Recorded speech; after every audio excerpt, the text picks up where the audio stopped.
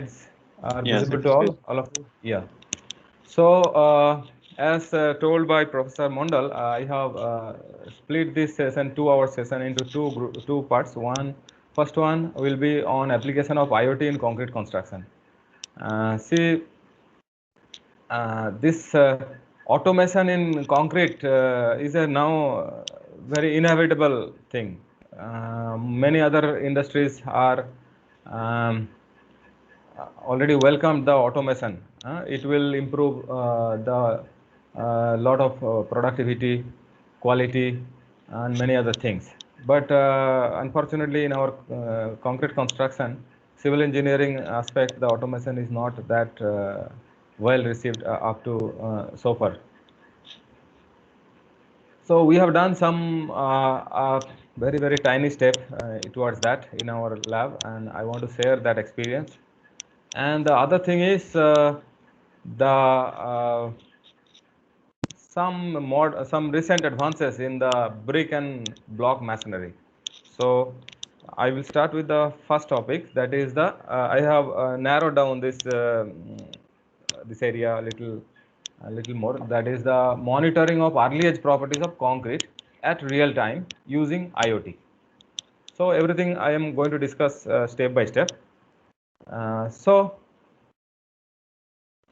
see that there was one failure in Skyline Plaza in US in 1973.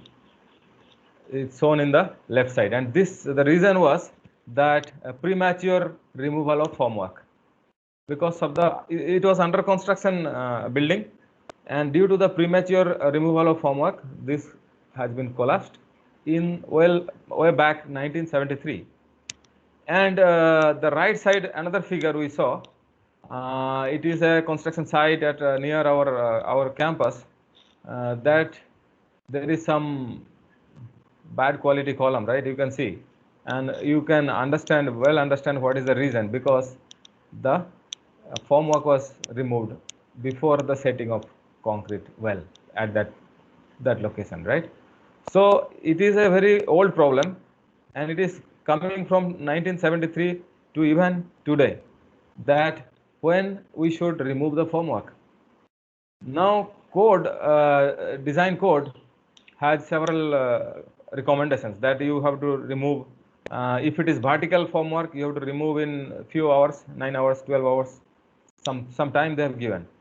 And if it is a horizontal formwork, that means it is supporting the weight of the concrete, then there are some other times, some other methods the code has given. Uh, Most often we don't follow the code guidelines. Sometimes to have a better safety, we delay it because we don't have trust on the code guidelines, and sometimes we remove it early to expedite, right? So why we do that? Because we really don't have trust on the code. And why don't you have the trust on the code? Because code has developed these guidelines based on certain conditions, but many times those conditions differ at your site. That means if site condition differs, then the code guidelines may not be necessarily always true. So there are problems at several times. Now this is one example. Now this strength, suppose it is only like the previous case, the structure failed. The in the left side case, the right side case, structure did not fail. We can again patch up this portion, right, and continue this construction.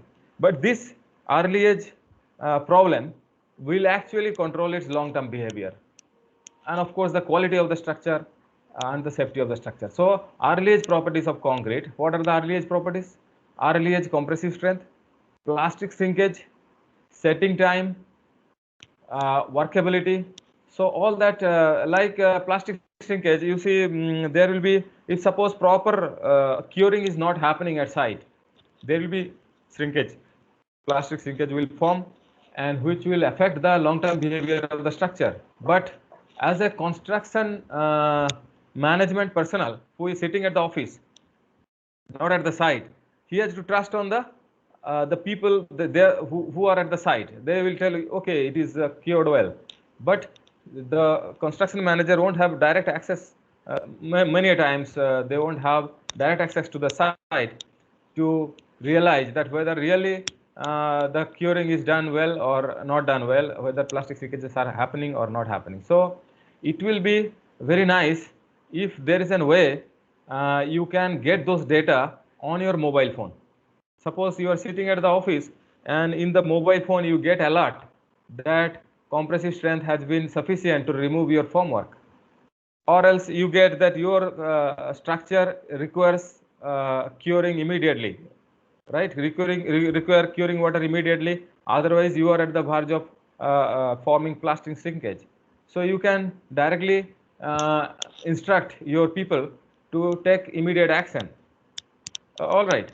So that would be nice. So that is what the objective is. And how do you do that? We cannot measure compressive strength at site and get this data in your mobile phone or in your laptop sitting in the office.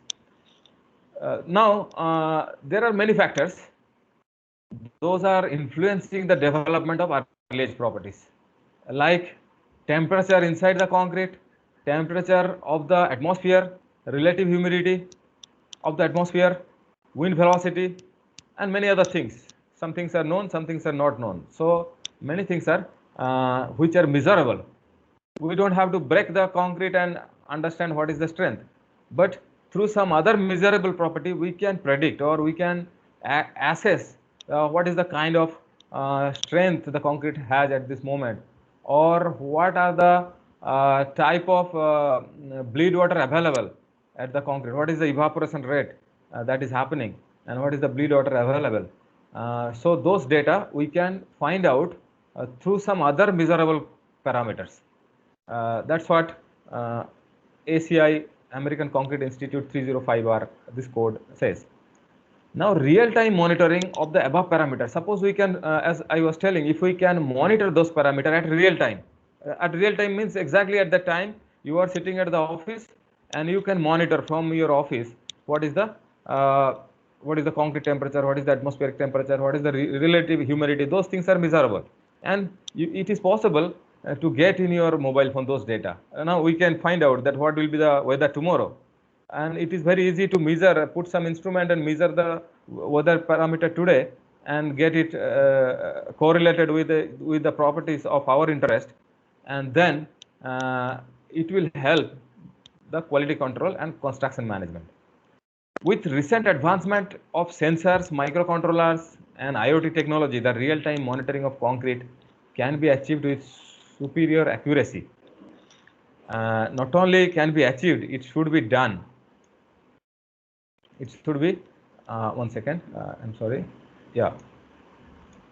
So it should be, it is inevitable now. We must utilize those technology for the better quality and better management of the structure construction.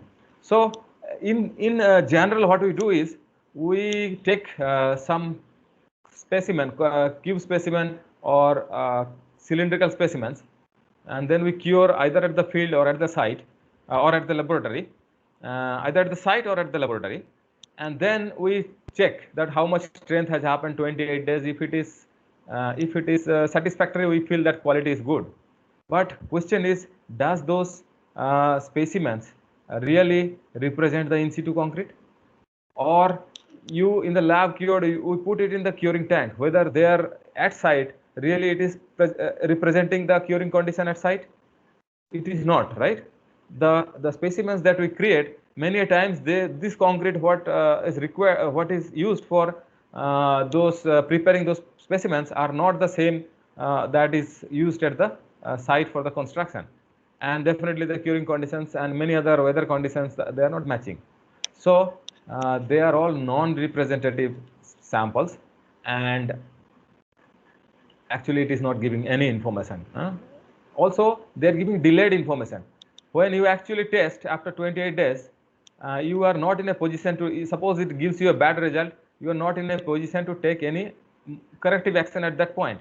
only option is you have to dismantle the structure. So that is a problem with the these specimens that we take.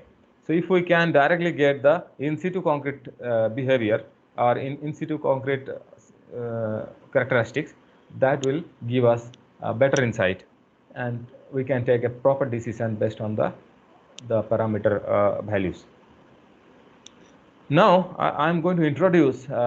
So I put this in red, compressive strength, because this presentation is will be around this compressive strength alone, early age compressive strength. And there is a maturity method. Many of you already know that this method is available since 1950s, very established method.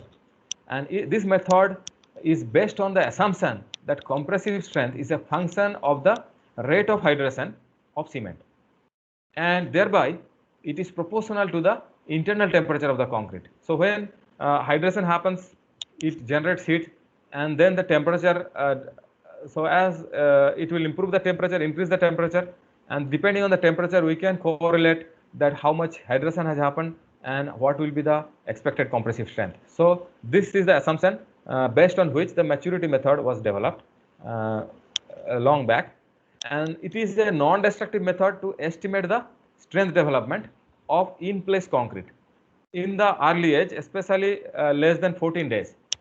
Okay, so there is not it's not a destructive test. Only thing is we can, as we have in the second point, I have mentioned that we have to measure the internal temperature of the concrete, and that will indicate the what is the level of hydration, and that will indicate what is the level of compressive strength. And therefore it uses a temperature history or temperature time factor, they say, or how the temperature progresses over the time, over the age. That will tell you how the development of compressive strength happening over the age or time. And what is the temperature time factor? So this is the relationship. It is already available with the codes also, ASTM code, and this is a CEB FIP code, European standard. They are correlating the compressive strength of concrete at early age below 14 days, okay, to a factor, another variable called maturity. That maturity is M in the first equation, and this maturity is also denoted as small t subscript capital T, TT, in the second equation. And there are some constants, that is A and B at the first equation, and FCM and R in the second equation. You can see there.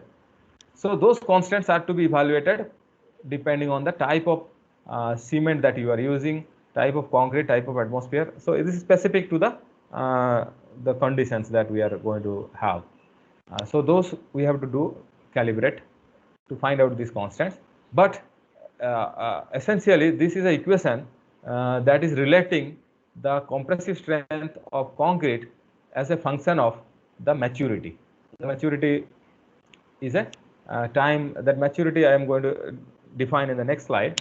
So here A and B, two constants that to be evaluated from laboratory experiments for the particular conditions that we have, and here it is FCM, and the R value are already given in the code, this CEB FIP code, which says for a moderate strength, or I will say this low strength concrete, less than 60 megapascal concrete, if the cement grade, that is cement grade 33 grade, 43 grade, or 53 grade, we have these values of R. And for a high strength concrete, for any grade, we can have value 0.24. So R value is already defined in the code. So in this equation, we have to only find out FCM, and in this equation, we have to find out A and B. And the other variable, that is M and TT, that I am going to define. So here is the definition of the temperature time factor, which is known as maturity. In the first equation, that is given by ASTM C1074, it is the temperature, concrete internal temperature. TCI is the concrete internal temperature, and T0 is the datum temperature, and delta Ti is the interval of time. So for a particular interval of time dTi, the average concrete internal temperature is TCI, and T0 is a constant that I am going to come later. Similarly, in the next equation, if you see for an interval of time, delta Ti, the delta Ti is the time interval, and at that time Tci is the average concrete temperature, internal temperature at that time. So based on that, you can find out. So only internal temperature of the concrete will define the second equation, and here we have a constant T naught. And what is the T naught? So this equation, ASTM code equation, is plotted here. I said temperature, time, history. Time, you can think that age. Time starts from the casting of the concrete, and as it goes, age goes.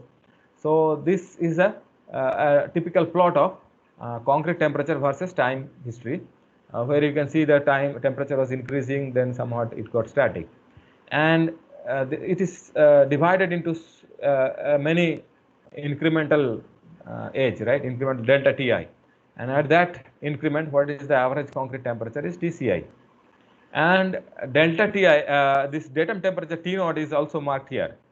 This datum temperature is defined as the temperature above which the strength development of concrete are most likely to begin.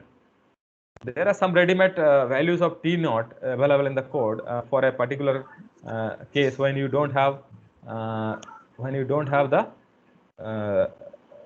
that experimental available T naught. You can use a T naught arbitrarily, some values code suggest. Otherwise, there is a method for the given particular mix. We can develop T naught in the laboratory. Like for a given mix, strength edge relation of mortar specimen can be developed experimentally at 3 different temperatures. So we can take a set of for a concrete mix that we are going to use at site. For that same mix, a representative specimens we make in the laboratory, and after keep making those let's say cube specimens or cylindrical specimens, and those specimens we put in a temperature chamber to cure at constant temperature. So they are cured at 3 constant temperature as per this code, like 10 degrees centigrade, 20 degrees centigrade, and 30 degrees centigrade, and accordingly we find their compressive strength versus age curve. So 3 different, like the first figure. In the second figure, the y-axis is we have taken the inverse of y-axis and inverse of x-axis. Just we have converted this plot. This is 1 by compressive strength, and this is 1 by age, and then we plot some straight lines, best fitted straight lines, and this best fitted straight lines will have some intercept in the y-axis, the ordinate. The intercept of the ordinate are noted, and this this is the ST. ST is the compressive strength. That is the compressive strength at a function of time, and these ordinates are known as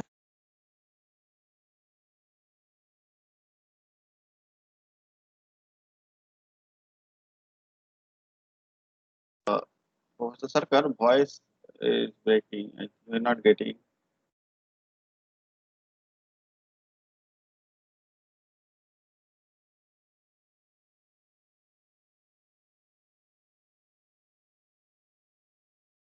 Yeah, you should try now with that that institute network.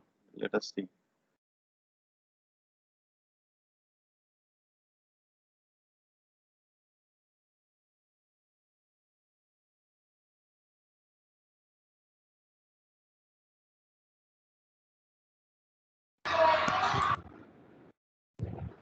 Yes, it's coming. Your voice is coming now. No, it's no. It's Vivan Mukherjee was there. Sarkar, please unmute.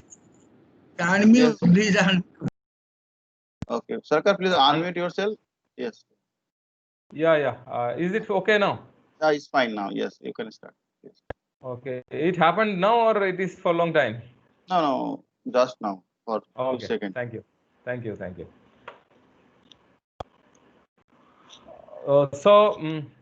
This I was discussing how to estimate the datum temperature in laboratory. So this is a procedure in brief. We can find out the datum temperature, and once we know the datum temperature, we can find out the maturity in the STM method, and without datum temperature we can find out the maturity as per the European standard. And then based on this principle, you can see there is a maturity meter is available in the market. So what it does is this we can calculate the maturity, which is plotted in this right side plot in the x-axis, and the corresponding compressive strength.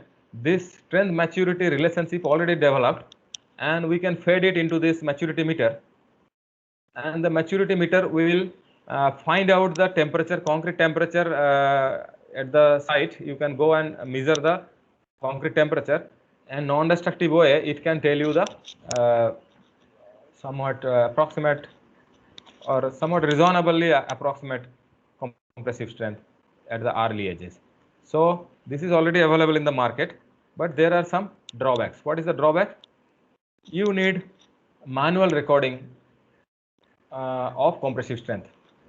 Manual recording of compressive strength of concrete at the site by measuring the internal temperature. So one has to go carry this maturity meter, go to the site and put the maturity meter in the structure, connect the maturity meter with the structure, and you get a data.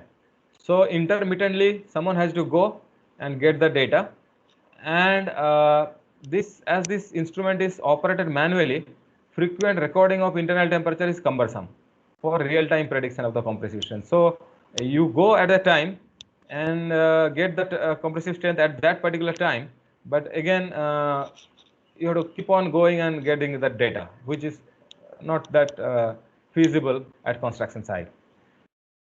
Now another problem is a software program is generally required by the conventional maturity meter to extract and analyze the data in your computer. So you cannot use this maturity meter with any computer. You have to go to a particular computer where the software is already installed, and you get the data and process the data. So this procedure we can automate based on IoT enabled setup. I will define what is IoT. And this is proposed in the today's this presentation. I'm going to tell you what is the proposal that we have. That will give you the real-time data of early edge compressive strength. Data means early edge compressive strength using the same maturity method, but we will avoid this manual measurement of the data, which is cumbersome. So what is IoT is? It is full form is Internet of Things, and it is very common term for computer science and electronics people. They are using this. It's a very old topic for them, and this is defined as a network of interconnected devices that can communicate the data gathered from a monitored field through a wireless link. That means you have some monitored field like a concrete here, and we can put some sensors, actuators like the devices in the left end portion. Those data through a gateway will go to a cloud platform. Cloud platform means an internet platform, and from internet platform any devices, any application like your mobile phone, computer, laptop, at any position, if it is available in internet, even if you are not at site or not close to your site, you are anywhere in the world where the access of internet is available, you will know what is happening to your site. And human interaction is not there because it is a machine to machine communication. Devices are measuring the data and transferring it to internet. So it is a machine to machine communication. So the broad methodology is we have to develop the strength maturity relationship through laboratory tests. Suppose I have a particular type of mix that I am going to use at site. So for that particular mix, strength maturity data, that means what? That constant A, B, FCM, those data we have to develop at site, and datum temperature if required. So those data, once we know those data, we have a correct expression of the strength maturity relationship. And this strength maturity relationship we are going to program into a microcontroller. And then this is what is the assembling IoT enabled real-time monitoring system. That means we need temperature sensor. The temperature sensor will measure temperature, and this temperature will be fed to a microcontroller, which is a Wi-Fi microcontroller. And microcontroller already have a program. That program tells if the temperature is that, what will be the corresponding compressive strength. And now this compressive strength microcontroller will send to the cloud platform, and from cloud platform you can access data from any remote location. So it is real time. It will give the data, and you will get the real time data at your mobile phone or computer, any application. And then once it is done, you have to, once you assemble this IoT enabled system, you can do a deploy it into the construction constructed structure. Now come to the, as I told that there is a requirement of temperature sensor, and for our experiment we have used a sensor which is DS18B20.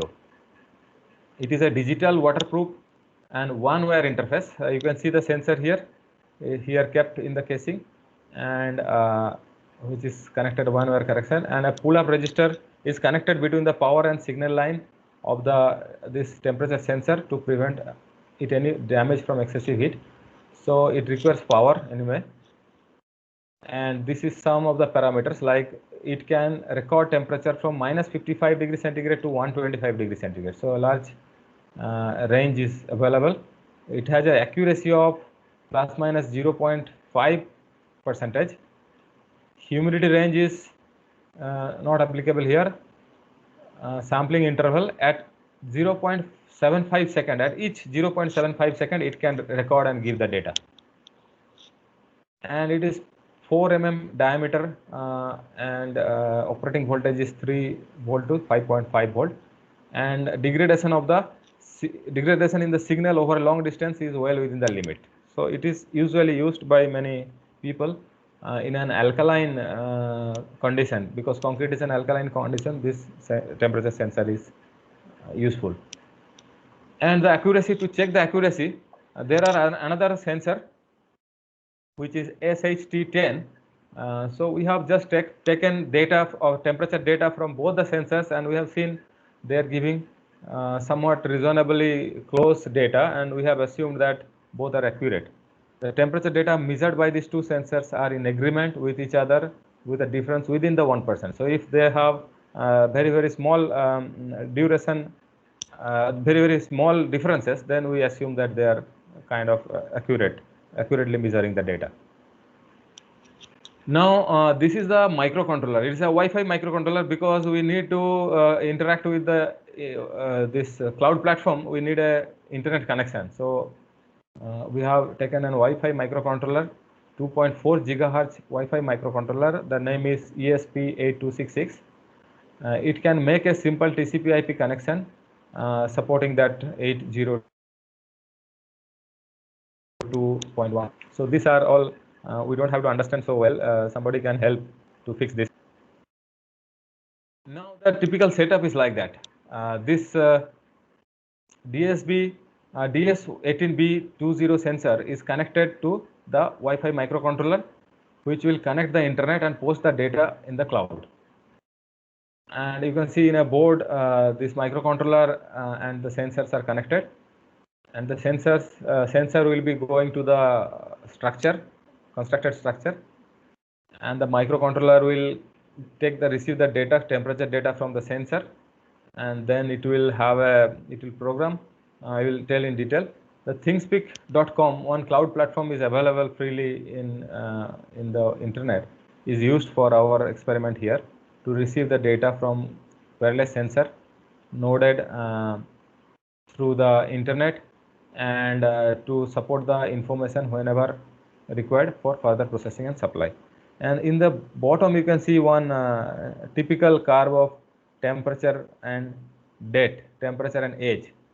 So that's how temperature varies. This is collected from thingspeak.com. So we have fixed the sensor in a concrete structure, and using this microcontroller we got the data in the cloud platform thingspeak.com, and this is the typical data shown in the red line at the below. So some detailed working principle. The prediction of early age strength requires the strength maturity relationship for a given concrete mix. So that we have to do separately in the laboratory. This relationship for the given concrete mix must be calibrated with actual strength data for accuracy. Now DS18B20 sensor records the internal temperature of concrete in a real time and sends the data to the ESP8266 Wi-Fi microcontroller. Microcontroller calculate the early age compressive strength based on the developed strength versus maturity relationship for corresponding concrete mix. Now, an IDE, that is Arduino Integrated Development Environment, is used to program the microcontroller using the C programming language. This program is actually giving you the strength maturity relationship here. Then a new channel was created in the cloud platform, that is thingspeak.com, containing the following fields, that is temperature, maturity index, and early age compressive strength. So all these three data we can find out at the thingspeak.com, and those data will be available in your application, mobile application. The address of the ThingSpeak channel and the Wi-Fi login credentials should be provided in the C program fed into this microcontroller. The microcontroller shows the data in a OLED display, organic light emitting diode display. So if someone goes to the site, they can see at the site itself through this display, and at the same time this data will be sent to the cloud platform in real time that can be accessed from any remote location. The entire setup definitely needs to be protected from voltage fluctuation and power loss. So for that, an uninterrupted power supply and a UPS is provided for the purpose. So you see here, this is a schematic diagram what shows a structure, your structure in the left side, and the structure is connected with the sensor. Sensor is wired with the microcontroller, and microcontroller has a program. It can calculate the compressive strength based on the strength maturity relationship, and this thing it can send to the cloud platform, and it sends all three data, that is from the sensor. What sensor calculate is temperature versus age data. ESP microcontroller calculate both maturity index versus age and strength versus age data. So at the real time, at the proper age, you know what is the strength. Although temperature and maturity data not useful for us, but still those data we can also will be readily available for maybe for any other purpose, unforeseen purpose. So the outline is like that. You have to do a calibration at the lab. That means you have to develop the strength maturity data, find out these constant values for the particular mix that is available, that is going to be used at site. And once it is done, we have to deploy this system at the field. So for the laboratory calibration, we have taken certain materials that are listed in this table. We have used PSC, that is Portland slag cement, and the properties of the cements are given here: setting time and specific gravity of the fine aggregate, specific gravity of the coarse aggregate are also mentioned, and the gradation details are shown in the table in the right side. What it says the gradations are acceptable by the ASTM code. So because these procedures are given in ASTM code, so we have followed ASTM code for the entire experiment. Now the mix proportions, 5 different mixes are selected for the experimental program, and verified the performance of the proposed system to predict the early age compressive strength. So this by varying the water cement ratio for different water cement ratio, therefore different strength for different strength, this has been tested. So the first step was to the evaluation of the constants, that is T0, datum temperature, A and B for ASTM method, and FCM for the European standards. So 5 mortar mixes we already we have seen 5 concrete mixes we have developed, we have taken, and for each of this concrete mix we have taken 5 representative mortar mix. That means the cement versus aggregate cement versus fine aggregate. Together we have made mortar cubes, and they are cured at 3 different temperature, as we have discussed earlier, and they have been tested at different times, that is 12 hour, 1 day, 2 day, 4 day, 8 day, 16 day, and 32 day. And these are the at 3 different temperature. These are for 5 different mixes. We can see the compressive strength versus age data. This is, please note that this is the cement mortar, the results of the cement mortar, and I have already discussed. Based on that, we found out the datum temperature for 5 different mixes. So you see the datum temperature changes as the mix changes in degree centigrade. In degree centigrade, there the datum temperature. Now, once the datum temperature is known, then we are concentrating on the development of the strength maturity relationship. It is nothing but evaluating the constant that is used in this equation. So we will calculate the maturity separately and calculate the strength separately and then match them. So what we have done is, for a particular mix we have developed 18 cylindrical concrete specimen. That means 5 mix, there are total 90 specimens. In that, 15 specimens are kept for breaking and finding out actual compressive strength, and 3 specimens are kept for taking the temperature data and finding out the maturity. So the temperature sensors were inserted in the fresh concrete of the 3 cylinders for each mix, and remaining 15 were kept. Now all 18 cylinders were placed for curing in a water bath. 3 concrete specimens from each concrete mix are tested. So 5 different time, that is 1 day, 3 days, 7 days, 14 days, 28 days. So at 3 specimens were broken at 5 different times. That means the 15 specimens kept for breaking are broken at 5 different times, and remaining 3 in which we have put the sensor. Those sensors are giving us continuously the data of temperature at different time, and definitely this 5 different time we find the data, and corresponding maturity index computed by this microcontroller data also we have. So we make a chart. In x-axis we put the maturity index, and y-axis we put the compressive strength, and then we make a best fit curve corresponding to this equations, and then we find out the values through regression analysis. And this shows that this 18 cylinder casted, and 3 out of that is connected with the sensor, and others are not sensors. And this shows the size, corresponding size of the sensor in a 300 mm long cylinder. So this is the sensor you can see after breaking. And the last, although we are not breaking in the, we have broken these 3 cylinders at the end of the experiment. And those 3 things are connected like that. So you see total 3 for 5 mix, or 15 specimens were inserted with the sensor, temperature sensors, and they are connected with microcontrollers. So for each different mix, and we have calculated the maturity data using the proposed IoT based system. And this is a particular photograph of our laboratory where we were taking the data, and you can see the small systems are kept, and a large view is like that. That means this is the microcontroller, and the sensors, 3 sensors are connected to 3 cubes for a particular mix. So like that, 5 separate systems we had. And from thingspeak.com, this is the cloud platform we have used, we can get the time versus maturity data.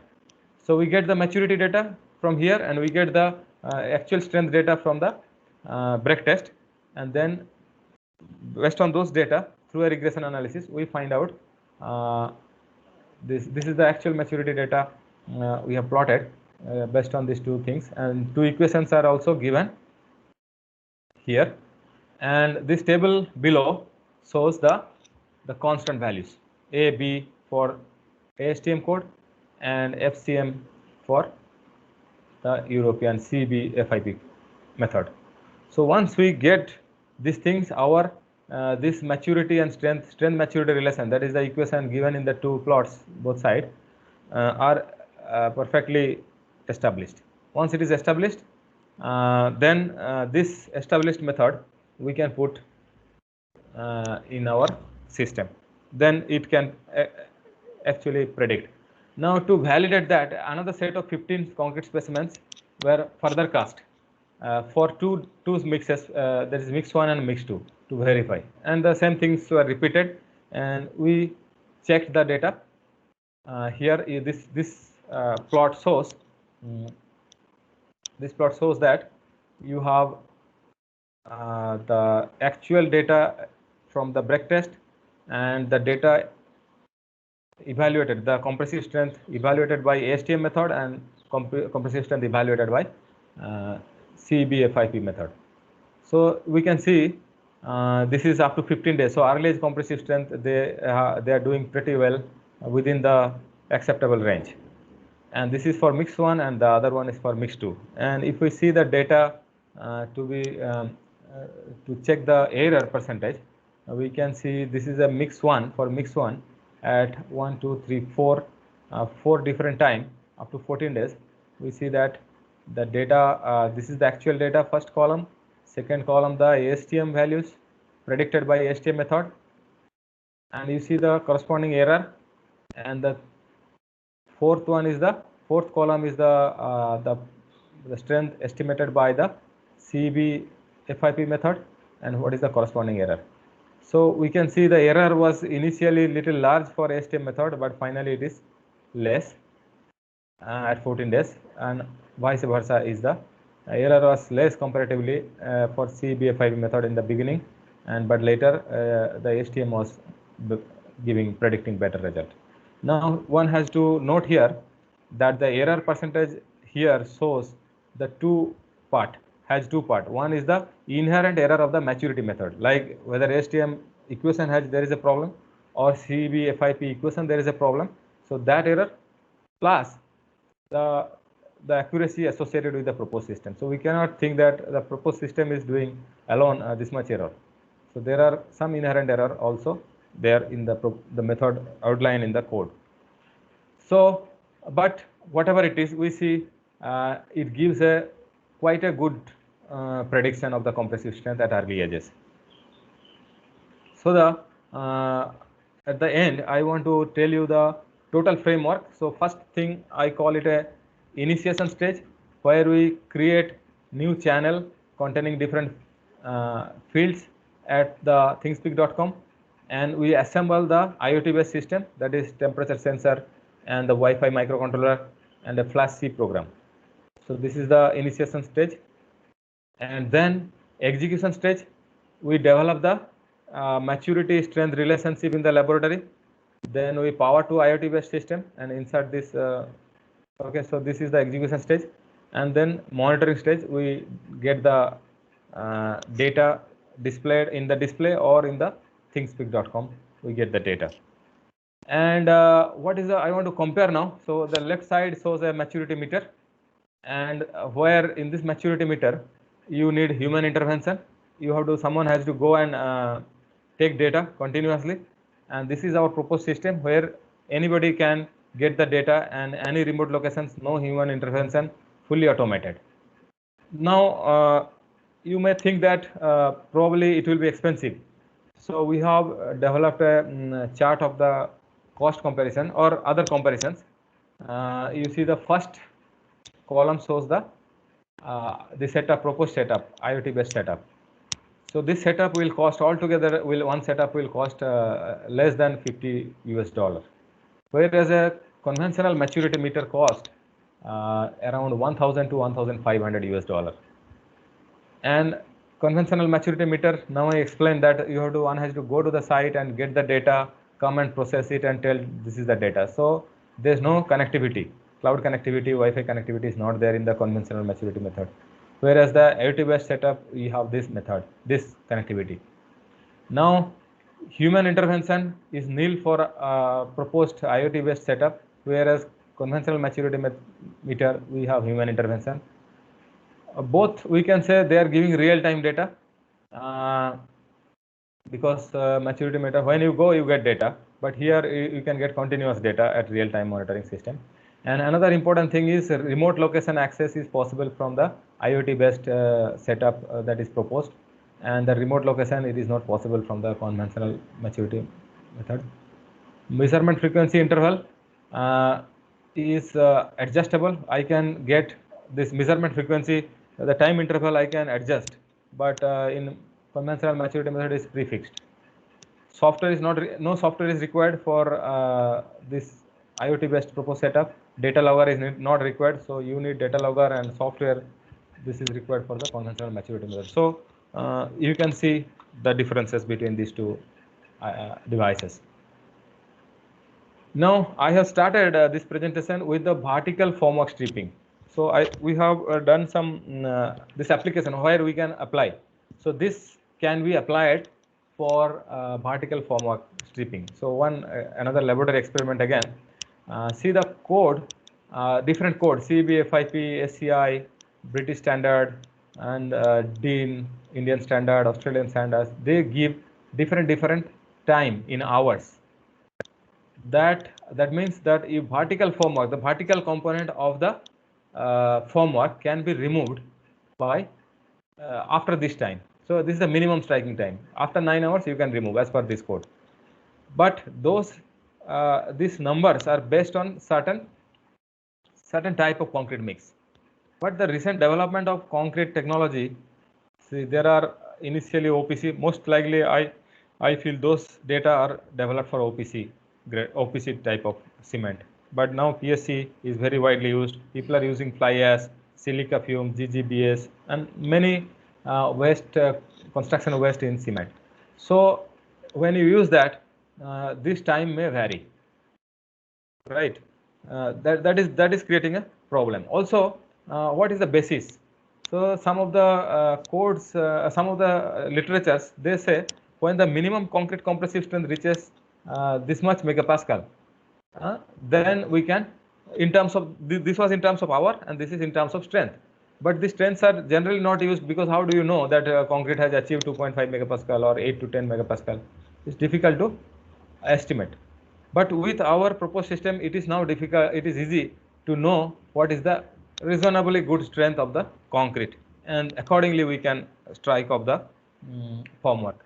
So what we did is that we have developed a strength maturity relationship that we have discussed, and this you can see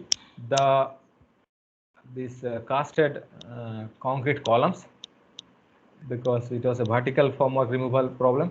So we have made the column at the laboratory, and you can see here this developed IoT based system is installed here, which we can get the data, the strength data, and this is the data. We get the sensor data, concrete temperature, and the compressive strength data is available. We are getting continuously, and then after several hours, that is 0 hour, that is during the casting, and we have several columns casted like that, and one column 13 hour we have removed, another column we have removed at 15 hour, and one column we have removed at 17 hour, and the 15 hour visually looks to be fine, as we see here, and the strength, corresponding strengths also, we have got 13 hour actual strength 0.22 megapascal, and 15 hour it is 0.74 megapascal, and 17 hour is 1.19 megapascal. These are calculated from the cube specimen, cylindrical specimen kept during the casting, and this is the strength that is predicted by the IoT based system. And we can see, as we have seen earlier, as the time progresses, the error also reduces. So this time we have used only STM code based thing, predicted through STM code method. So we can see the actual strength and the predicted strength are again matching well. And this 15 hour, why I marked in this slide that 15 hour, because the 15 hour is actually, we found the setting of the cement, as per this code ASTM C403 recommends a penetrometer test. This penetrometer test is kind of our setting time test, similar to our setting time test. It tells that the final setting time is defined as the time when the penetration resistance is 27.6 megapascal. So we have seen that strength is reaching at 15 hour. So indirectly that tells us the minimum time to strike of the vertical formwork. So like that, if we can find out the strength, that is in laboratory we can find out what strength is required for vertical formwork, and we can put that strength value in our microcontroller, and in mobile phone you can get an alert message that now the concrete strength has reached at that point, and you can probably remove the vertical formwork. And similarly you can probably remove the horizontal formwork for another compressive strength that is set. So that way it will make the construction management very easy, and you can achieve a better quality. What else this setup can do? We can do many things like horizontal formwork, removal of horizontal formwork, monitoring of curing condition, monitoring of plastic shrinkage. So there are some slides I want to show for plastic shrinkage. Plastic shrinkage forms when concrete is still plastic. That means it is still not set well, and it is usually less than 8-hour time. And this plastic shrinkage cracks, if forms, it will create a permanent problem, durability problem. So it happens when your evaporation, when you cast a concrete slab, or mostly the foundation slab or the slab, when you have a large area, then your evaporation of the bleeding water will happen very regularly. So if the evaporation rate is larger than the bleeding rate, then there is a problem. You can have the plastic shrinkage crack. So if we can monitor the evaporation rate and bleeding rate, then probably we can solve this problem. The code, again this ACI code, American Concrete Institute 305, they gave some nomograph like this, and also parallel equation that measures the evaporation rate. E is the evaporation rate. What is a function? You can see is a function of Tc, that is concrete temperature. R is the relative humidity. Ta is the atmospheric temperature, and V is the wind velocity. So if we know this thing, this is our ACI code equation, and the other one is a Menzel one, another equation. What is also similarly this ESC and ESA is one constant parameter which is depending on the temperature at the concrete and temperature at atmosphere and the wind velocity. So both the equations are using three data, that is temperature inside the concrete, temperature outside the concrete, that is the atmospheric temperature, and the relative humidity, R, and the wind velocity, the four parameters. So these four parameters we can calculate the E value, and if E is less than 0.5, less probable to occur, plastic shrinkage is less probable to occur. If it is 0.5 to 1, then there is a medium probability, and if it is evaporation rate is greater than 1, then there is a high probability. That is what ACI code says. Now you tell how to use these equations at site. So every time you have to measure this data and calculate and find out. So we cannot do in a frequent interval. Now our this system, if we can put the temperature sensor inside the concrete, one temperature sensor outside the concrete, and wind velocity sensor and a relative humidity sensor, if we can do that and get those data and program this equation inside a microcontroller in real time, everybody associated with the construction can get this data and know what is the situation, whether we need curing water or not. So you already have seen, this is a concrete inside temperature, same sensor, and this is the same microcontroller. In addition to that, we have a wind velocity sensor and another sensor which measures the outside temperature as well as relative humidity. So altogether, this is for portability, we have fixed them in one board like this. And for laboratory, we to create several conditions, since we don't have a nice environmental chamber, we have used several things to increase or decrease the wind velocity and relative humidity and temperature like this. And we can see these are the plastic shrinkage cracks that is occurring, and this is crack. So, and these are the data that we get. We can see here concrete temperature is increasing like this, relative humidity is moving like that, and atmospheric temperature is moving like that, wind velocity is going like that. And we can see here that 0.5 at 0.5 when is the evaporation rate of evaporation is increasing, then we can consider this point. So one alert message can be set so that you know that evaporation rate is increases. This is these two curves, one from the ACI code equation, another from Angel equation. You can see here. So this alert message will come to your mobile phone, and you will know that evaporation rate is increasing. Maybe we have to give curing water. We have to give enough water so that concrete will be wet. So I want to now finish this first part of my presentation with this conclusion that IoT-based system that is developed for real-time monitoring early edge properties of concrete, which is very cost-effective, and that you can think for many other applications and use this. It is not a new development; it is a already existing things, just an application to civil engineering field. And before I stop, I want to acknowledge my students who have actually done this work. I am only seeing from what is happening, what they are doing. So there's one PhD students and two graduated MTech students who are actively involved. And the total presentation I have made today was their work. So I will take a small break here. If you have any questions related to that, then I can start with the next presentation. Thank you, Okay. Professor Sarkar, for your kind presentation. It was very interesting. I hope our participant will get some idea that how easily and how with a low amount of cost you can start your research in this topic, because concrete is very easily available to you, and topic also is known to you, problem also is known to you, and now you can use this type of small setup and you can do your independent research in this topic. Anybody have any questions and queries? Please put the question here.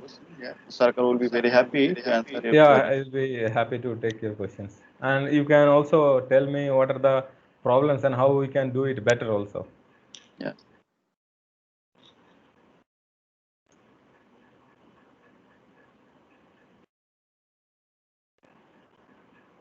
There is one question. There is one.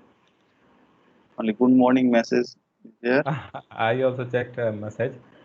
So, okay, we'll take a small break, 5 minutes break. I will take some water and come back. Just No. okay. Okay, Professor Sarkar, you take the break, then we will take the question. That will be better. Yeah, if anybody has a question, we can. Yeah, I will just come back.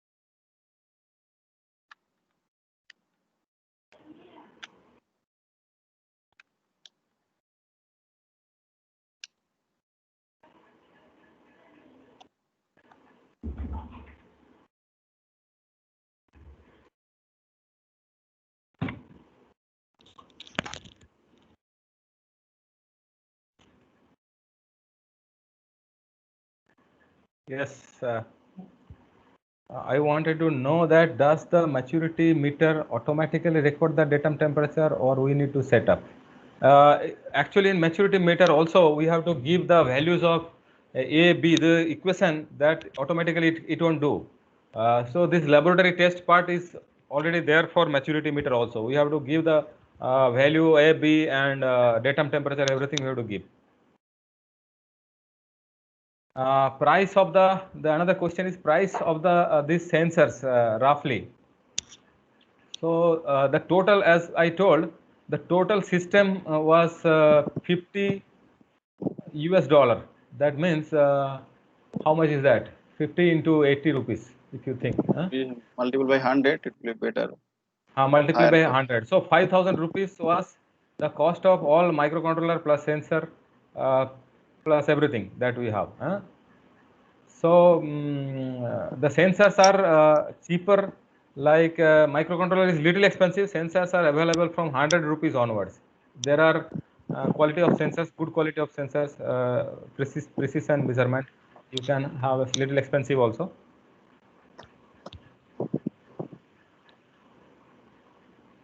Yeah, total cost of the sensor I already shown. It is around $50. That means 5,000. Yeah. Sir, can you highlight about the ThinkFix thing, because it's cloud, because civil engineering student participant may not be knowing that all the cloud. See, when you get this data, this microcontroller want to send the data to some location. So in the website, you have to store. You need a storage, right, to store this data, and this data can be accessed by your internet from internet. You want to access from remote location. So the storage can be, you can have your own storage. You can have a storage like server. You can have a server on your own, but this thingsfix.com give you storage free of cost to certain limit. That is this address of the storage we can use. We can create channel there, different channel, like what data we want. Three data we want to keep: three data, temperature, maturity, and strength. So all these things are calculated by the microcontroller and sending this data. So in three channel, three data is going. So for each channel we have a address that we have to feed into the microcontroller. So microcontroller will send the data at that particular location. Otherwise, if you have a server, it can be stored in the server also. In an actual practice, actual site, we definitely have a huge data, right? Now we are doing laboratory scale test, so small amount of data. Therefore, we can use those freely available storage locations. In an ideal case, when we have a lot of data, probably we may require hardware server with installed with this. Yeah, something like that. But in the Google Drive, we can only put some data, right? Automatically, you cannot send data from microcontroller and keep data there. I also not so much of experience in that. Probably Google Drive is not a platform, cloud platform. Not a good idea I have about that. How can you ascertain this method is in massive structures like multi-story building, bridges, and how expensive and experimental it can be. So this is a very new try that we have given in the laboratory.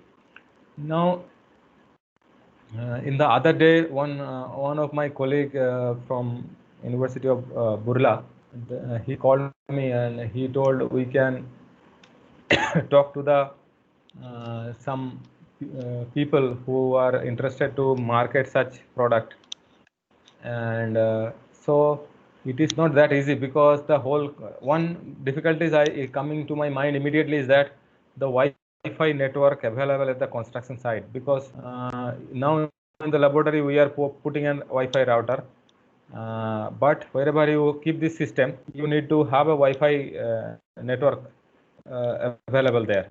So in a construction site which is at a remote location, getting an Wi-Fi router for covering the entire area is one problem, and then management of that, the many sensors to one microcontroller or several microcontroller. So we have not gone on into that level yet. So it will be difficult, definitely. It will be in that way, it will be little expensive also, but it can solve a lot of problems. I want to tell you that we have published one paper in that. For detail, you can study. I will send you that paper. Probably I will send to Professor Mondal. If you are interested, you can collect from him that paper. So you can read the as a reading material for this lecture.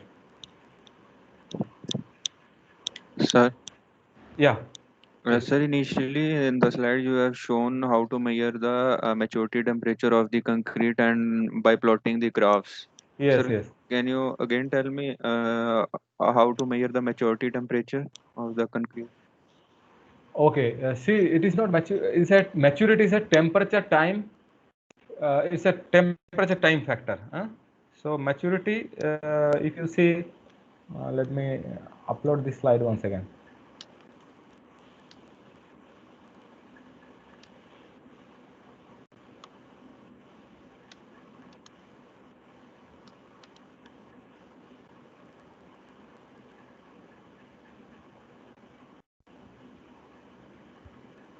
Yeah, so this is what it is. Can you see this slide?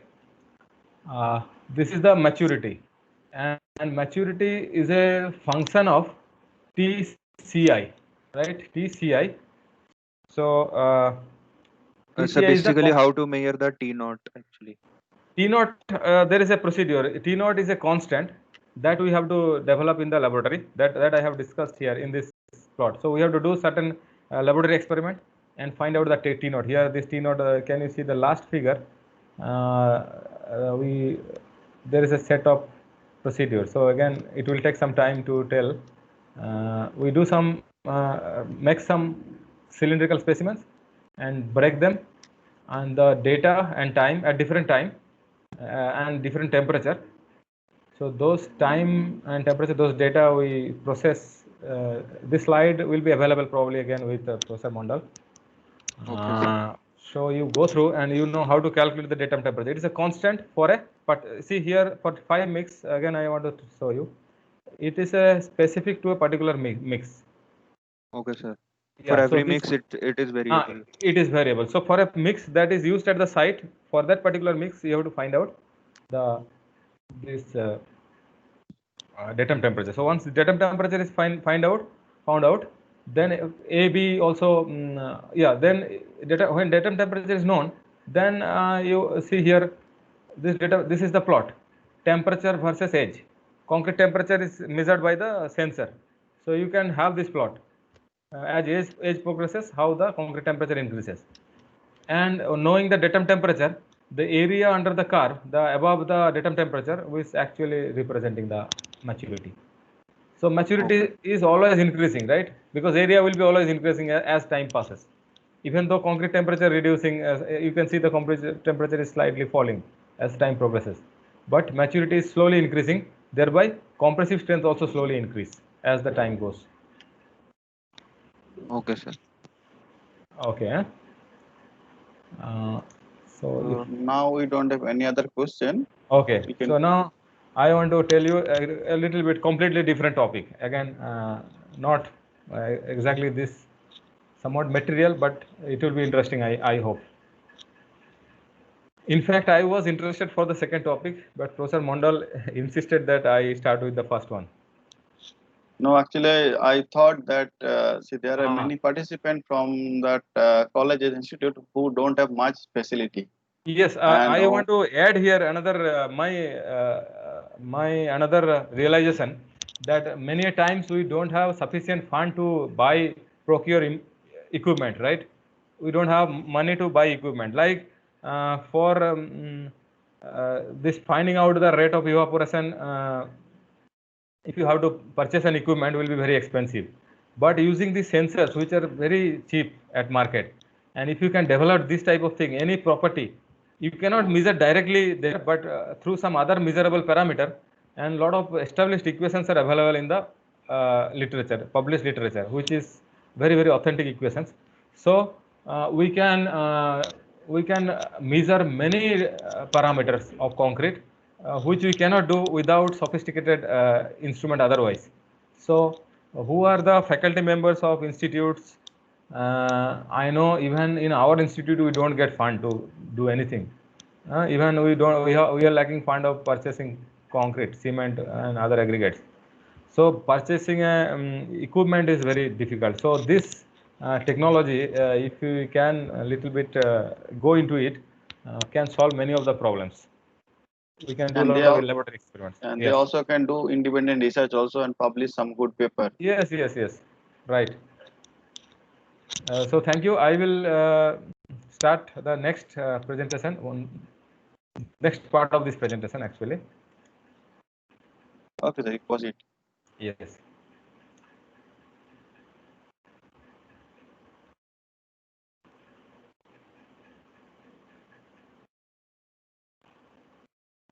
Yeah. So brick and block masonry, variability in strength properties. Okay, so variability in strength properties. So I'm I'm not introducing this problem here itself. Let us go understand something. Then I will tell what is the. You will be able to understand what I'm going to say. I hope all of you are very strong in structural analysis and design.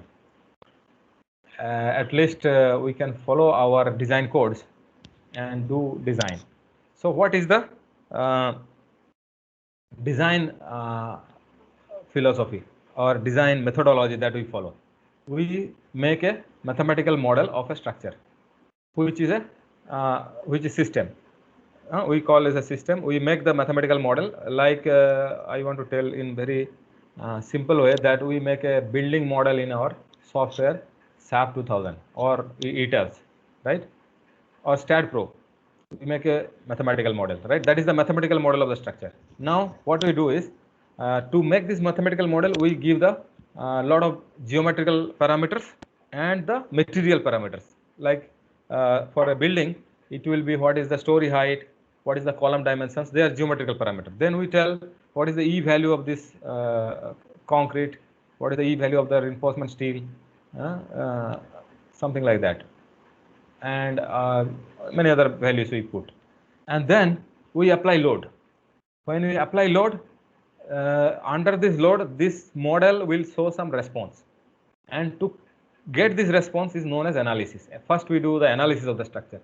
What do we get in analysis? We get the response. Response is the, let's say, bending moment diagram, shear force, bending moment, shear force. There are the force responses. We can get displacement responses like many displacement responses, displacement, story displacement, and things like that. And this is not only for structural engineer, for any problem in the world, this is the formwork. You have a system, there are some input and there are some output. And this is called analysis. For any analysis, structural analysis, human behavior analysis, or whatsoever, all analysis is like that. There will be a system, there is input and output. Here input is the load and output is the structural response. Now, what is the design? Design is the, once we get the response and then we check what is the response, we have to give the strength. Suppose our bending moment, some bending moment is coming, maximum bending moment, we have to give strength so that the strength is more than the bending moment, this bending moment. And the deflection, so we have to see safety, and also displacement response we have to see for serviceability. So we will do an optimal proportion for safety and serviceability, and that is what is design. Now see, now here, as I said, variability. I told my topic is variability. Now, how variability or uncertainty, in other words, where the uncertainty comes? Loads are uncertain. Loads are many loads are uncertain, right? Even what we think certain, like dead load, live load, they are also uncertain. You cannot tell that concrete has 25 kilonewton per meter cube is the dead load, right? It can be changing. It can be 24 also. It can be 24.5. It can go even 25.5. Although the variability is small, but there are some variability. But there are several other natural loads like earthquake, wind, many other things. So earthquake and winds are common. They are very uncertain. We don't know what is the load that is going to come in future. Similarly, in mathematical model, so this is about load. Now strength, do you think the strength is not variable? Strength of a structure is also uncertain, and it is strength of a structure is coming from this model, mathematical model, that is the geometry of the structure as well as the material, strength of materials together. Now all of you have experience. If you break concrete in concrete cube in the laboratory, you never get a certain value. Whatever you design, you get a lot of uncertain things, right? So there is a uncertainty with the load, there is uncertainty with the strength, or I will say uncertainty in the system, because the system creates the strength. What are these uncertainty? Uncertainty in strength of materials, uncertainty in geometric configuration, cross-sectional dimension. So we say concrete column, is 300 by 400 mm, but actually when you do there is a difference, right? So there are many other things that I am not going into. Now the bottom line is we can have uncertainty in action, we can have action means in the load, and we can have uncertainty in the strength.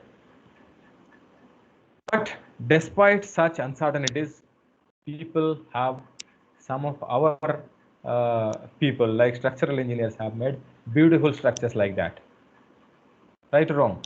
We have seen so many beautiful structures around the world, despite all these uncertainties. But again, poor engineering can lead to disasters like that, right? So that means it is not the uncertainty which is creating problem. It is the engineer, or it is the people like us who make the difference, who can like some buildings are collapsed in earthquake. It is you can blame it to the uncertainty, or at the same time we can also take credit if it is not failing, take credit of good engineering. That is, many times we hear that is strong earthquake, this structure did not fail. That means something good engineering was there with that. Now that means we have to deal that uncertainty. Whatever be the uncertainties, we should know how much is the uncertainty and how to deal with that. There are two approaches. One is deterministic approach, one is probabilistic approach. So in most of us are very much acquainted with the deterministic approach, because almost all the daily design we do using deterministic method.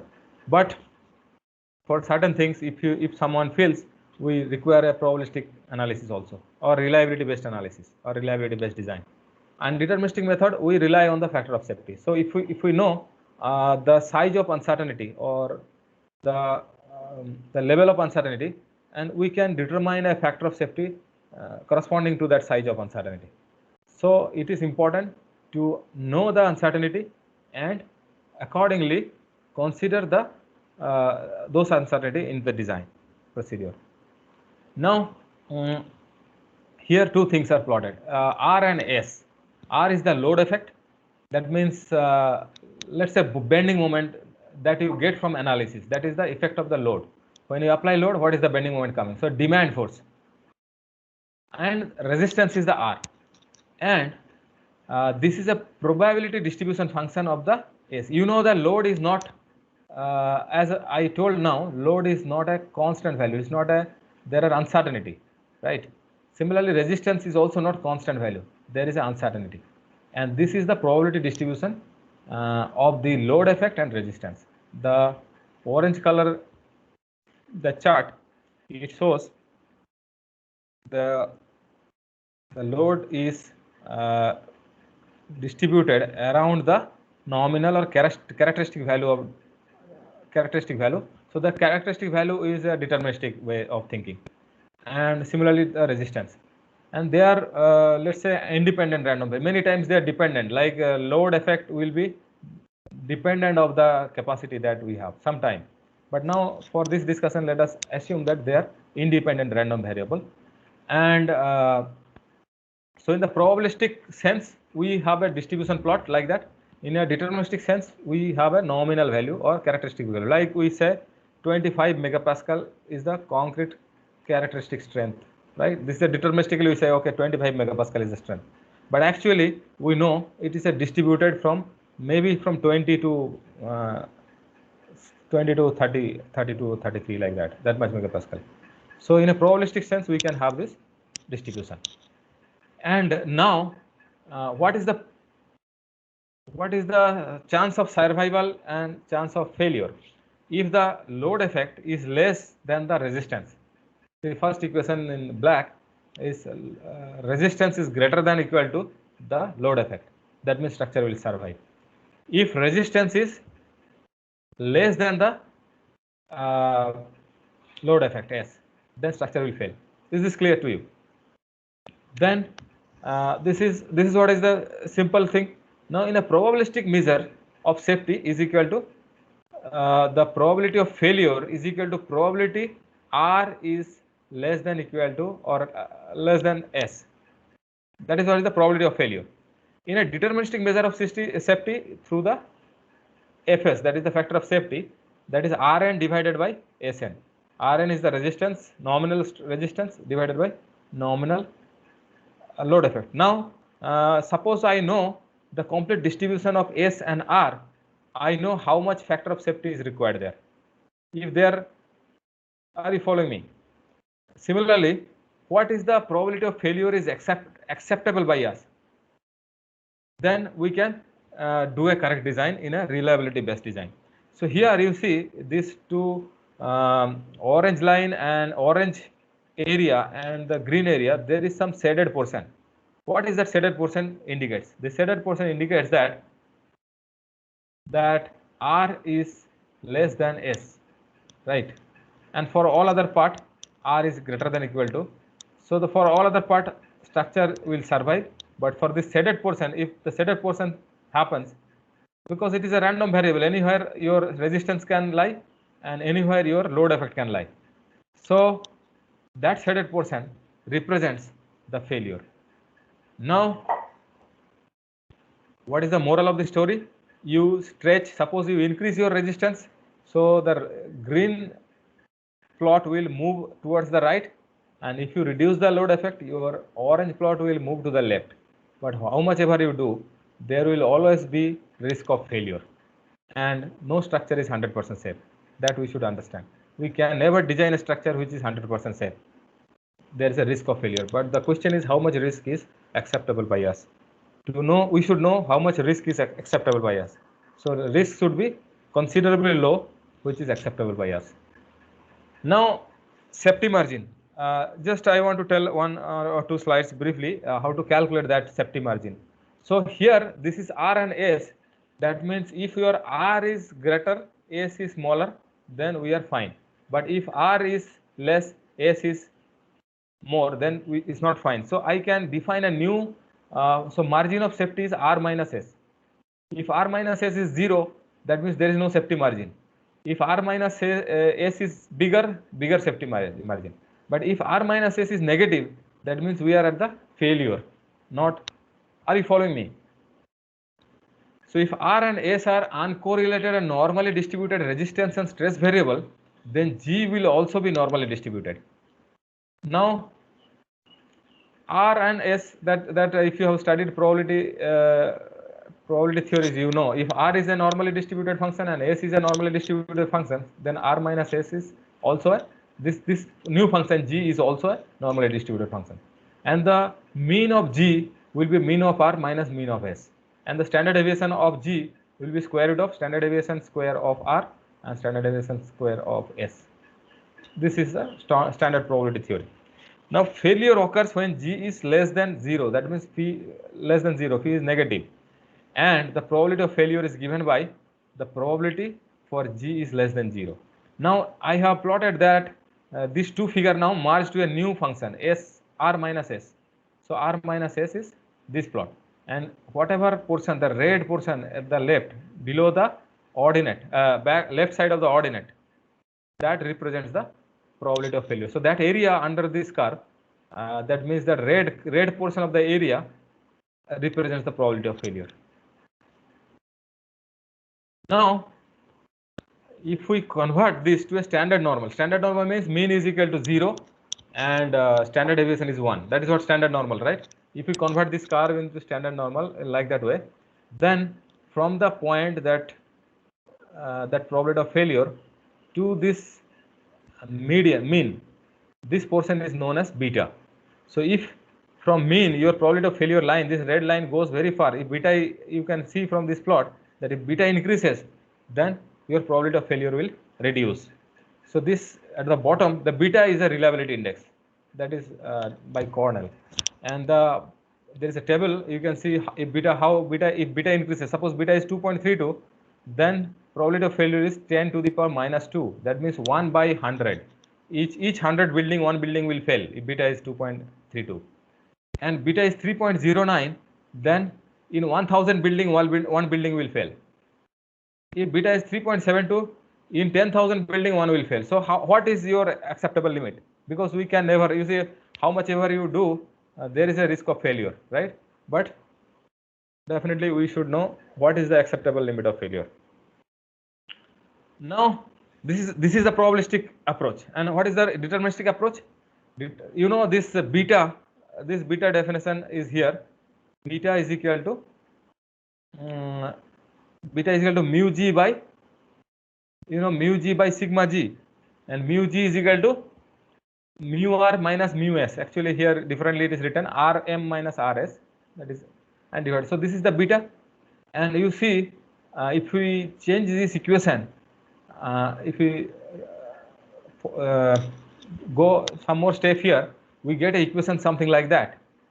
This Sm is the mean of the or characteristic load effect, Sm, mean of the load effect or characteristic load effect, and Rm is the mean load or characteristic load, characteristic resistance. So this is the way we develop the limit state function in the limit state design. If you consider your limit state design methodology, you get a function like that, summation of gamma fk into sk. Sk is the nominal or characteristic load into the load factor, which should be less than equal to resistance factor divided by gamma n. Resistance divided by resistance factor. So the load and resistance factor, that is what is there in the limit state design. So from where these factors coming? These factors are coming. These factors sometimes very large, they sometimes very low. It depends on the what is the variability associated with those load and what is the variability associated with those displacements. So to develop those limit state functions, we must know what is the level of variability that we are dealing in our design or in our problem. Okay. So such descriptions of variability of strength parameters and loadings are very, very important. I hope I could tell you that the description of the variability, that means the variability is very large or variability is small, that is very, very important to the designer, right, for both loading and strength. So now let us forget about loading. Our now concentration is on strength parameter. Now if you see concrete, we know there are many literatures and people have given you factor of safety, partial factor of safety for concrete, because they have studied the different variability that is there in concrete. Factor of safety is available for steel also, right or wrong? And this factor of safety in the limit state design comes from the this variability description. And if you are doing a reliability based design, you don't need the factor of safety, you directly need that variability, how it is variable, and that variability has to be modeled in your reliability based design. Now what about the brick masonry or block masonry? Do you have certain description of this variability? Actually it is not there. Since we are now into the strength parameters of the material, and the material for us a brick or block masonry, so we should know what strength parameter we should look for. For a unreinforced masonry can be unreinforced load bearing masonry. Again it can be infill masonry. For load bearing unreinforced masonry, the limit state of failure, what are the different modes of failure? One is actually it is shown in the then sliding, bed joint sliding, diagonal tension, toe crushing, different modes of failures are there. And for brick masonry or block masonry, which is blocks are usually not used for unreinforced load bearing masonry. Blocks are used in the lightweight blocks, right? They are used for the infill masonry. So there we can have different types of limit state of failure. One is corner crushing, shear cracking, diagonal cracking, and so on, different failures. And those failures, if you see, mostly they are depending on the compressive strength, shear bond strength, split tensile strength, flexural tensile bond strength. These are the different strength. So they are the strength properties, and we are looking for the variability on those strength properties. And if you we have done a literature review and found that for burnt clay brick, because it started very earlier days, burnt clay brick, that is the normal red brick that we see, people have done a lot of study on that. These bond strengths are not related to concrete and cement mortar. So for cement mortar is already well established things are there. But we found that fly ash brick and lightweight that masonry blocks, the similar studies are not there. So we have done those studies and I'm going to show how to conduct those studies. And for any other material that is of your interest, you can see if such things are not there, we can also do that. We have done experiment from this. We now know what are the important strength properties. So depending on that, we have selected compressive strength, shear strength, split tensile strength, and flexural tensile strength. And this strength, how to measure these strengths are already outlined in different standards and literature. So to generate a variability model, we need a large number of data, right? How large? There is another lecture we can have on how many samples is important. So we found that 50 specimens are well and good for developing the variability model. You can see here the fly ash brick, and the block means the lightweight autoclaved aerated concrete block, AAC, and CLC is cellular lightweight concrete block, CLC. These are two most popular in our country for the infill masonry. So these three things we have selected for this study. And as per the code and the literature, these are the test specimens. Some schematically, 3 bricks we kept by connecting them mortar joint. By the mortar joint. And then this is the prism or triplet specimen, whatever you call, and these dimensions are listed in the table below. And there is one Z-shaped couplet, that means one brick at the top and one brick at the bottom, and the half portion is connected, and we are going to load and support. I am going to show you a little later. And this is a cross brick couplet. So it is not very clear from this schematic diagram. That will be clear from the actual photograph. This is the actual photograph. So this is you see this top first figure, which is a prism. We can call this a prism or a triplet because 3 brick units are there, and they are couplet because 2 brick units are there. And this is what is half. These two are the blocks, CLC block, and this is the fly ash brick. Commercially available block adhesives conforming to ANSI A118.4. This has been used for these blocks. Blocks are connected with not mortar; they are with the block adhesive, and cement mortars are used to connect the bricks, fly ash bricks. And the mortar was 1:6 proportion. It has been developed with a water to binder ratio 0.5. And now it will be clear. So compressive strength test was done by this prism following the guideline of ASTM C1314. As you see, it is a 3-core stack bonded prisms with H/T ratio is like that. And this is a typical setup that prism is positioned in the compression testing machine, and whatever the failure load divided by the area gives you the failure strength. And this is the shear bond strength of the masonry. So what we do is same specimen we load like this, and the middle one we push, and we find out the failure load divided by 2A. These 2 sides are actually breaking, so 2A. In general, there are 2 types of test. One is with pre-compression. From the lateral side, they will be compressed, and then you apply the vertical load. And another way is without pre-compression. So due to the lack of facilities available in our laboratory, we have gone for the second one without any pre-compression.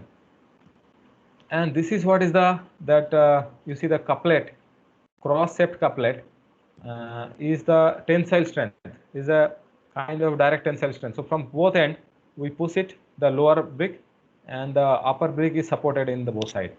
So that is with a displacement rate of 1 millimeter per minute, this load is applied, and we get find out the FSB P divided by the area. Area star means the area of the only connected portion, because only one side, both sides are not, the enter brick is not connected, right?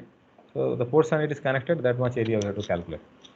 And the tensile bond strength or flexural bond strength, flexural tension. This is the direct tension, you can see, and here it is flexural tension. Here already I have shown you that Z-shaped specimen. So both ends are kept on pinned support or roller support, and in the middle of the brick, through a plate, we are applying the load, and at a particular time it breaks. And the calculation of the strength depends on the type of distribution, stress distribution that we assume. So we can find out the reaction force very well, and there are two methods. One is the linear stress distribution. Considering linear stress distribution, we can find out that FLB, or parabolic stress distribution. That means in the connection, the joint, brick motor joint, we can think that it is a linearly varying stress, right? And or else we can find out the parabolic stress distribution. So depending on the stress distribution, we can find out. So we can develop different results like strain and stress versus strain data, Young's modulus versus the compressive strength data, because for normal barn clay brick, code gives you this data. For nonlinear analysis, we may require a nonlinear stress strain diagram, so we can develop. It is not available for brick. Although bricks, being a brittle material, generally do not consider any ductility. We do not consider ductility in our analysis, but still we can get those data. But my interest is in somewhere else. So I want to model the strength variability. So what is the step? Event of interest is decided. For example, failure compressive strength. This is the, what is the variability in compressive strength? So my event of interest is compressive strength. Test data from experimental results, right? So the test data, whatever we got from experiment, they are considered as a random variable. Random variable because there is no fixed data. We tested and different data we got. So they are considered as a random variable. Now probability distribution, one probability distribution is assumed. Like in the beginning, we assume that it is a normally distributed in the beginning. And what we do is we find out the mean and standard deviation. So therefore, let's say we have 50 data of compressive strength. We find out what is the mean value and what is the standard deviation value. That we can do using an Excel. And once we do that, we can plot the probability density function or cumulative density function, PDF or CDF, based on this, because we have assumed that this is normally distributed, and we can plot PDF and CDF for a particular mean and standard deviation. That mean and standard deviations are calculated from the experimental data. Now we utilize the goodness of fit test. There is a test, goodness of fit test. I will tell in next slide. So that test will tell you whether we have to reject this assumption or accept this assumption. Like the assumed distribution normally distributed is fitting or not fitting. Based on the goodness of fit result, we can either reject it or accept it. Best fit distribution is determined from the. So now if suppose the normal distribution is rejected, then we try with other one. So we start with a some 10, 15, 20, whatever distributions available, or all the distributions available to you, and see what is the best one. Nothing can be exactly accurate, but something will be better. Now, how to select? So there are different significance level. Acceptance, I can accept it suppose you want to be strict, we will admit people with 95 percentile students who has 95 percentile, or I can reduce my acceptance level. I can accept something which is a with a lower marks also. So depending on that.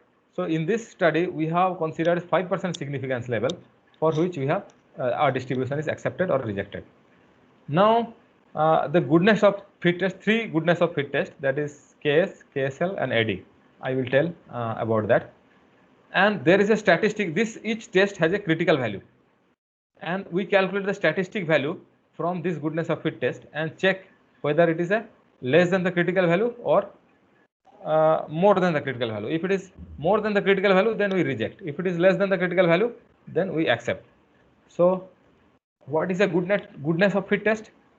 That goodness of fit test actually calculate the deviation from the assumed CDF. CDF is the cumulative distribution function. So when we assume some distribution and plot the cumulative distribution function, then we plot the test data along with that. So here you see the cumulative distribution function of the assumed distribution, and these dots are test data, and we find out how much deviation it has from the assumed distribution, and based on that, how to calculate these deviations. There are different methods.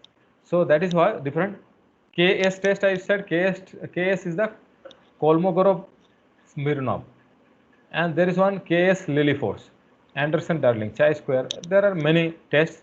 So, but this three tests, the first three tests are assumed here because they are good for the brittle type of materials, and there are some other reasons also that I am going to discuss. So the test results were statistically analyzed for. In our study, we have taken 10 probability distributions. These distributions are reported to be good for the brittle materials. And the parameters of the considered distributions functions are calculated separately for each of the specimens, each set of the specimens. These three tests. Professor, your voice was breaking. One second. Sorry. Yeah. I know. Is it Your voice is good? Breaking, you know? Goodness of fit test from there. Here, huh?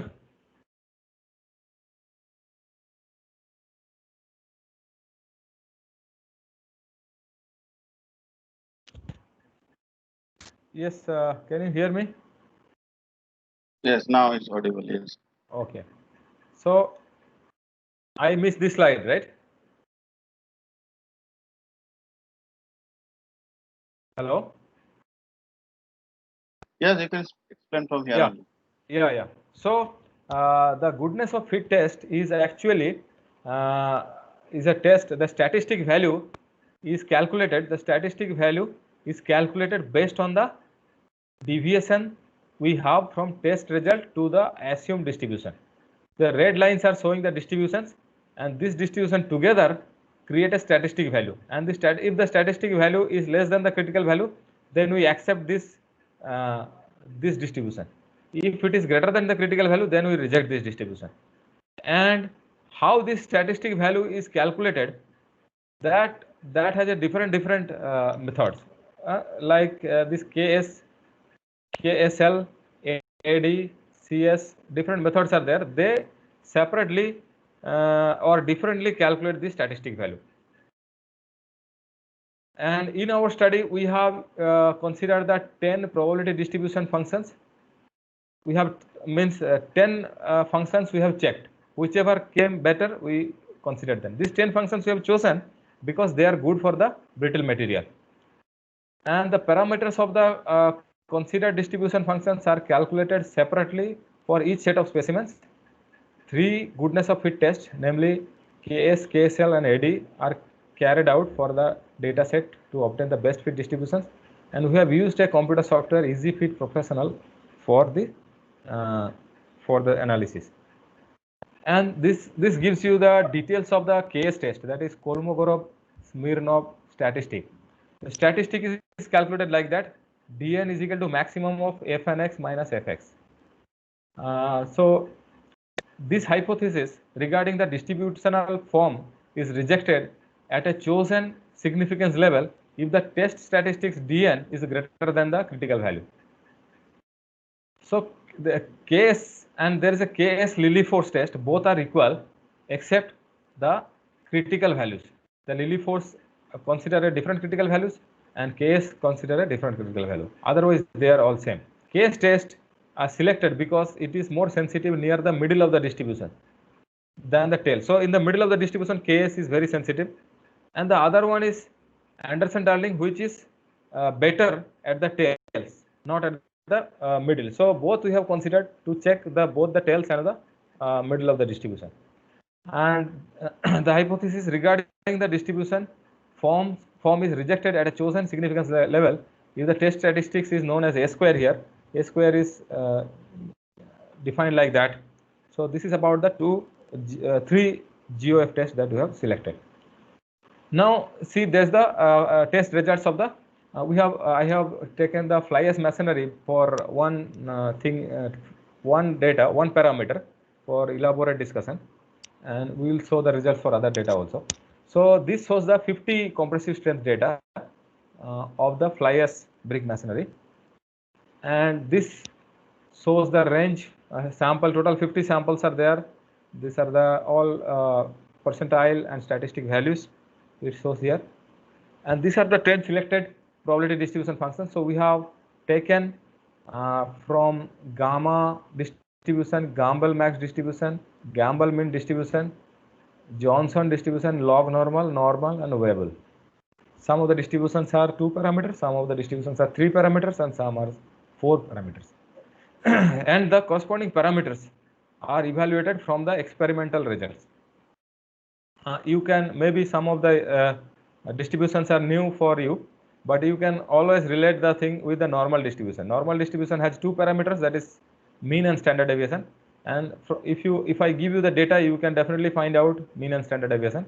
Similarly, for other distributions, there is a procedure to find out these distributions.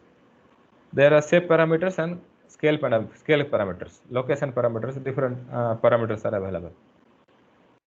Now, as we have discussed, the statistic values for KS and KSL are the same. Only thing, KSL has a different critical value.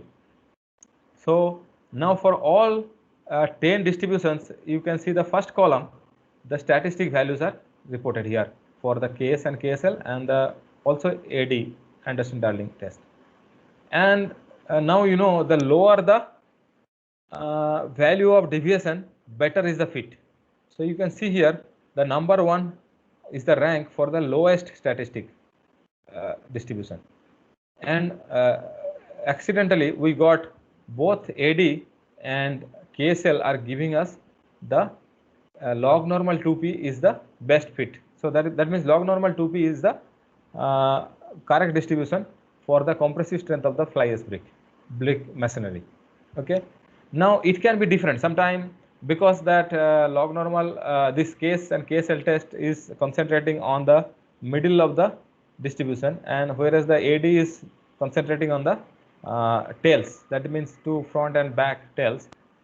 They may be different, but in this case we got both tail and the middle are correctly represented by log normal distribution. So to check further, we can see the observed data and the log normal distribution, the PDF value, CDF value, then probability plot, quantile plot. You can see that this is the observed and the model. That means whatever is the from experiment, and this is for the log normal assumption. So it all shows, even this one, the deviation of the difference between probability plot of log normal and the experimental results. So all shows that log normal distribution is correctly capturing the variability of this compressive strength of fly ash brick masonry. So there are certain things, I think I don't have enough time today, so I will skip that. The survival functions plot also useful for designer, and similarly the this hazard function and cumulative hazard function plots. So let us not go into that.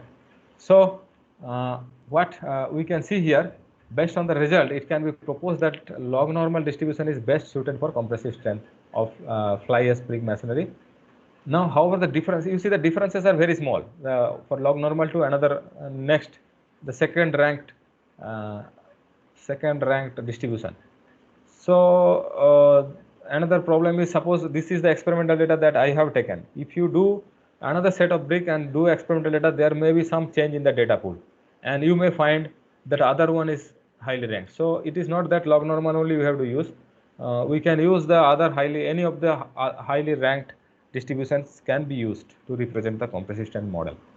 And then there are many type of brick and block masonry, and many type of strength parameter I have shown you, and we have done those tests separately and found the results like that, and different types of best fit distributions are evaluated. Now the question is, what is the use? Now we got a best fit distribution log normal. Then what is the use? How am I going to use this result? Now this log normal distribution, if I know when I have to do a probability based design or a reliability based design, I will directly consider probably the log normal distribution with the data, the standard deviation and the mean value, not standard deviation and mean. We have the corresponding scale and shape parameters that is given here.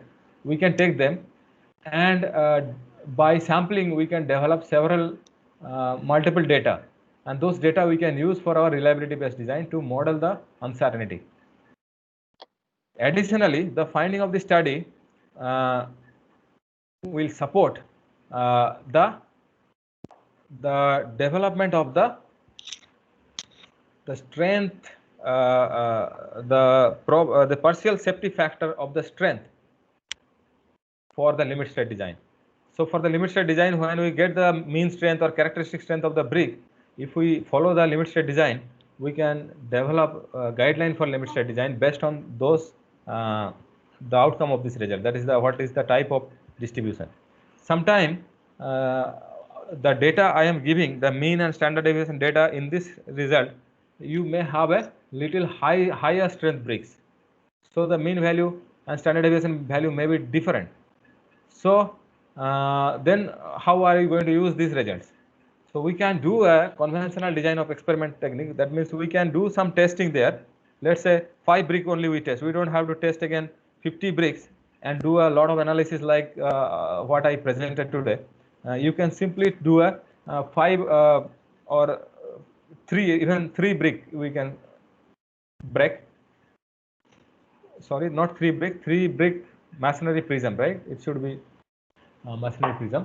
So that data, we can, from these 3 data, we can find out the scale and shape parameters of log normal distribution. And once we know, we can develop the CDF and PDF of those distribution.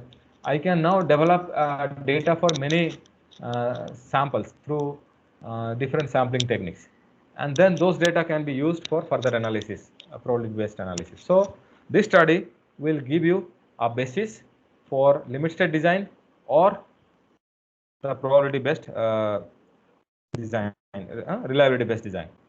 So with that, I conclude. Again, I am telling I don't own any of this study that I have presented. This is all the hard work of my students, and I want to acknowledge them because everything, all the data developed here, all the charts and curves, figures are taken by them.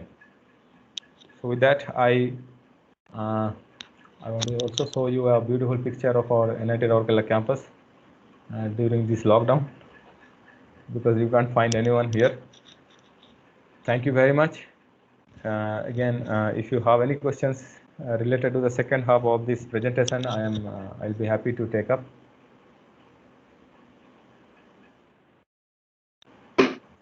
Okay, if participant has some queries, please you can ask.